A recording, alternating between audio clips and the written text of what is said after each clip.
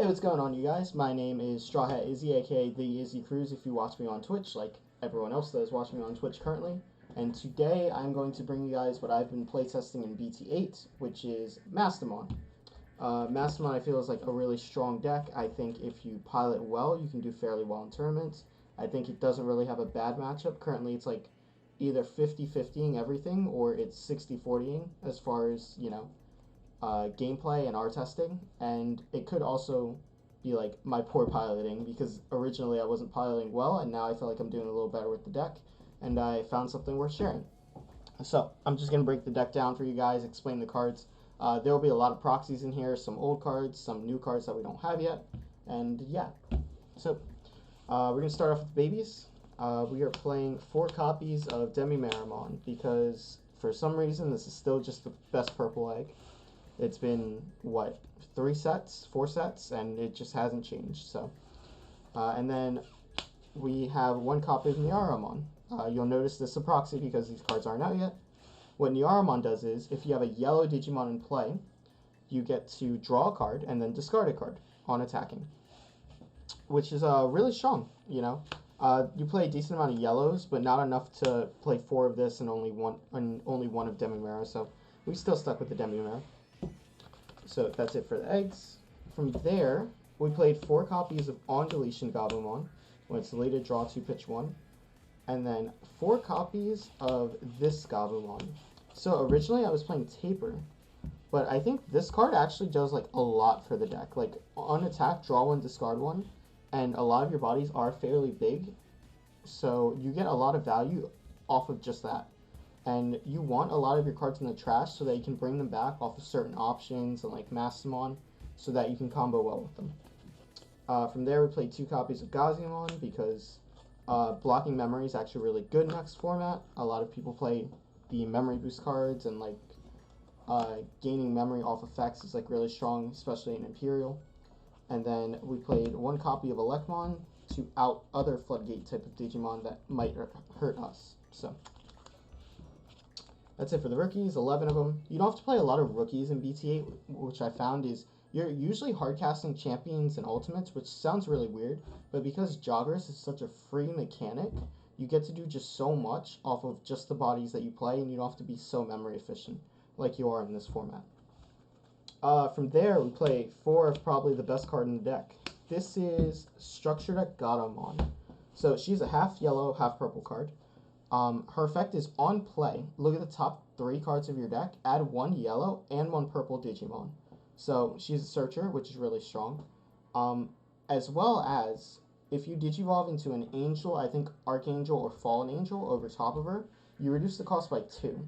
So it makes the play where you can go like Gatomon, search like Lady Devi from BT3, or like Angelamon or anything, and then you can Digivolve over this card for 1, which is really strong.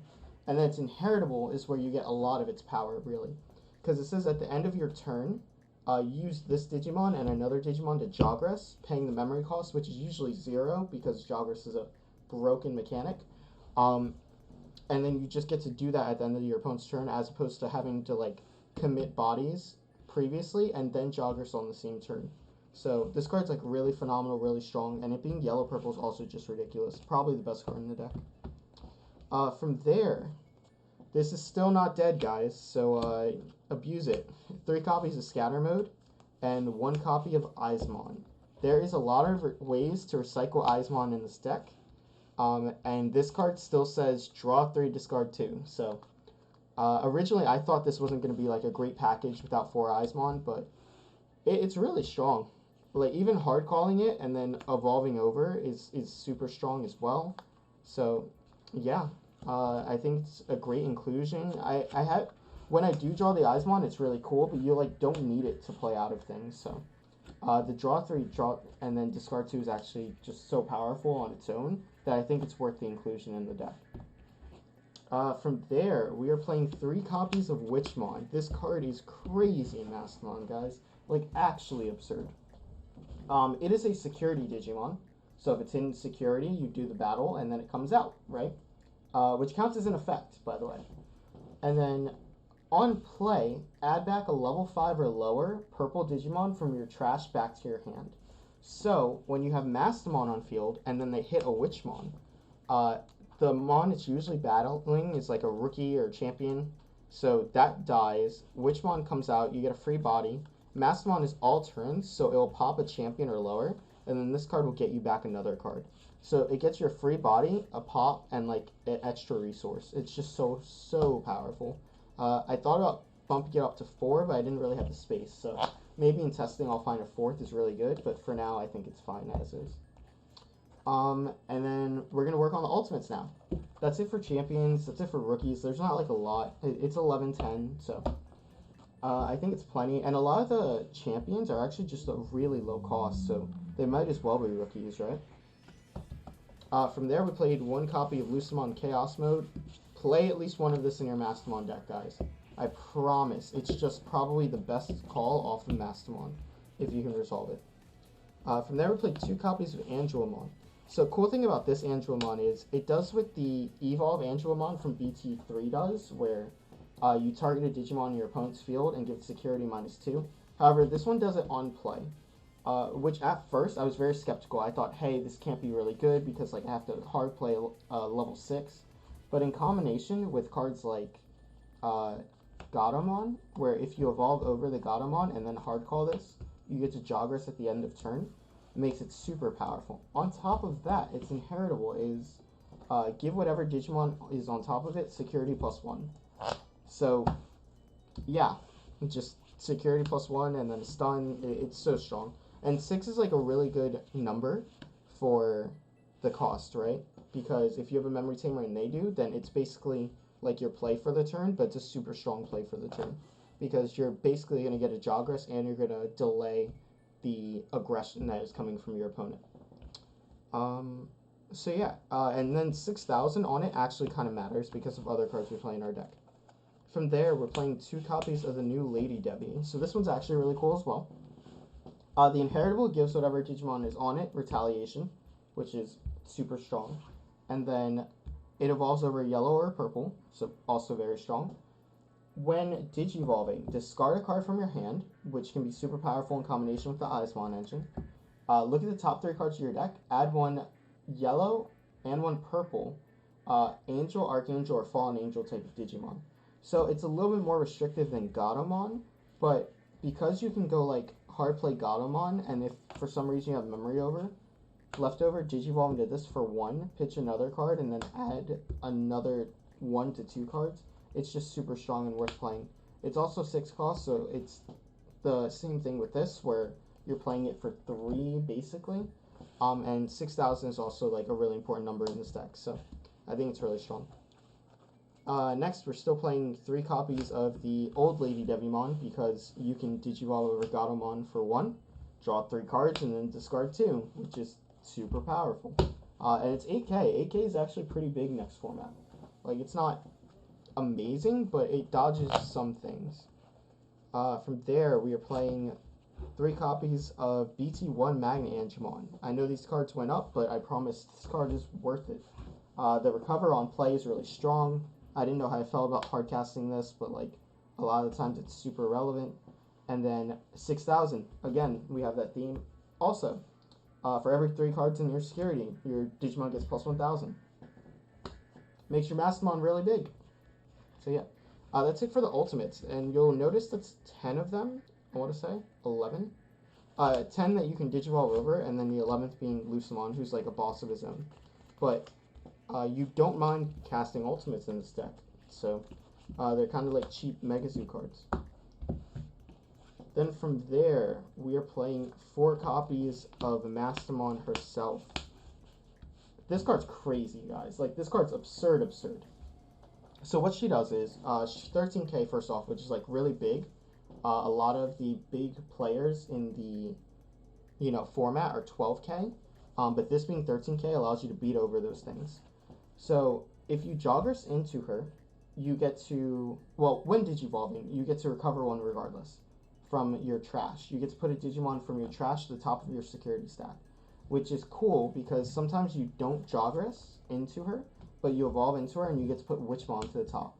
forcing your opponent to hit a Witchmon, giving you a free body, a free card, and a free pop, which can be like super detrimental sometimes. But if you do Joggers into her, you get to take a yellow or purple Digimon from your trash that's level 5 or lower, put in your security, and then play a level 5 or lower yellow or purple Digimon from your trash, or from your security for free. So, in combination with cards like Lucemon Fall Down mode, you can Joggers into Mastemon, use Fall Down, or put Fall Down back into security, replay the Fall Down. Fall Down will pop a level 6 or lower Digimon or a Tamer, and then Mastemon will pop a level 5 or lower Digimon because you played a Digimon by an effect. So, this card's just phenomenal. I expect to see this deck like everywhere, and expect it to have really good results with people that put the work into this deck, because I think it's actually the most powerful deck of the format. Until people start like countering it, and then you have to play the counters, their counters. Last mega in my deck is Ophanimon Fall Down mode. So this one's like actually really interesting. Because of other cards we play in the deck, this card's like super powerful. But what it does is, on Digivolve, well, you can evolve over an Ophanimon for 2. That won't come up in this deck. But if you want to play like an Ophanimon in your deck, you could. It evolves over a yellow or purple for 4. It's 12k, which is kind of big. When Digivolving, if you have a yellow Digimon in the source, recover 1. If you have a purple Digimon in the source, pop a level 4 or lower Digimon. So if you have a yellow or a purple, a yellow and purple, I mean, like Gatomon, right? Then you get to do both effects because it is yellow-purple. On top of that, if this card is deleted, bring back a level 4 or lower yellow or purple Digimon. It might say purple, but like, I don't remember. You're usually bringing back Gatomon, which will get its on-play effect, which is like super powerful. So yeah, Ophanimon's really good, especially in combination with like Mastemon. Like Mastemon plus Ophanimon is like crazy. Or like Ophanimon do 2 checks because of the Angelmon. Then like if it dies, cool. If it doesn't die, whatever. You have other cards in your deck that kill it. And then you get to pop this to bring out like the Gatomon for free, and then do combos from there. So really strong card. That's it for Digimon though.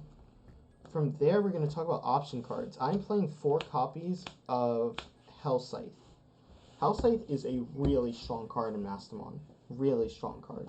So the goal of using this card is have a Mastemon already on board, so that this card can like resolve and give you a lot of advantage, right?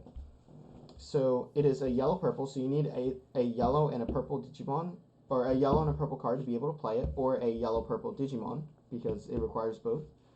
Or it fills the requirement for both to play it. You minus 6,000 DP on a Digimon, and then you bring back any Digimon from your trash with 6,000 or less DP, which is literally every single one of these cards.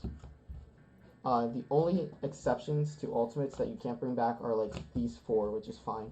But the fact you get to bring back any of these and do this, and bring back like Gatomon or like Scatter Mode or Witchmon, get its on-play effect, is so powerful. Like, it's ridiculously strong. On top of that, you get to minus 6,000 something, so it's usually killing the thing. You're bringing back a body for free. That body will get you some type of advantage, and then Mastemon will pop something of a level equal to or lower than that Digimon. So you get to get 2 pops, free advantage, and it's just too powerful.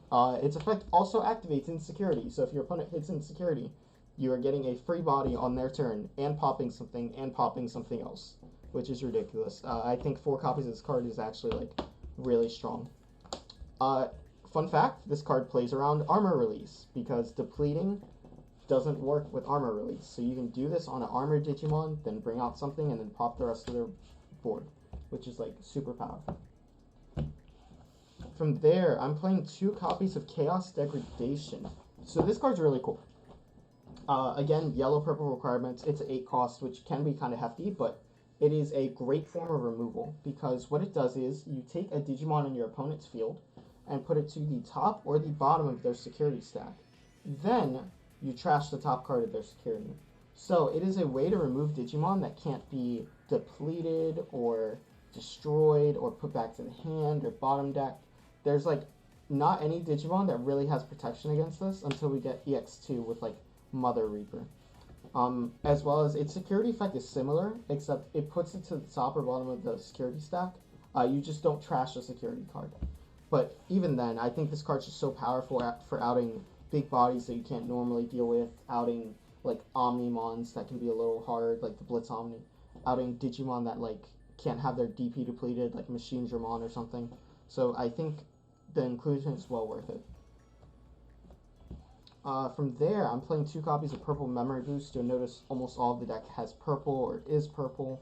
There's very few like pure yellow cards. There's only 4 of them, 5 of them, and then everything else is some type of purple. So good synergy, and it gives you the extra memory to do like push plays in this deck because it's not very memory efficient, like the deck in general. So being able to get the extra 2 is actually really strong.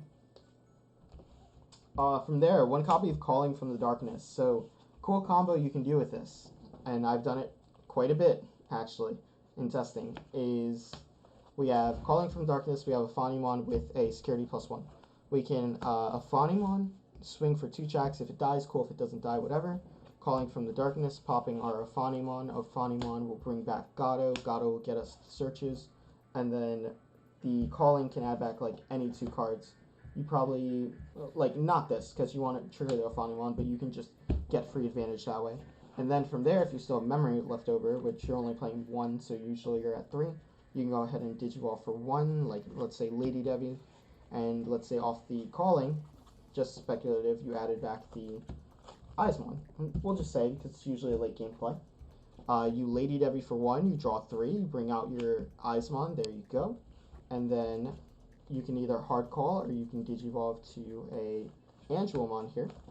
And then end of turn, because you have Gatomon, you go ahead and Jagras, bring out Mastemon, and then Mastemon can put something in your security and bring it back. So this combo lets you extend. This card lets you get a lot of value. It also adds back Mastemon because it's half purple, so like that's really strong. It adds back a Fani. It adds back like 90% of your deck. So I think it's just worth the inclusion, especially as a 1-of cost.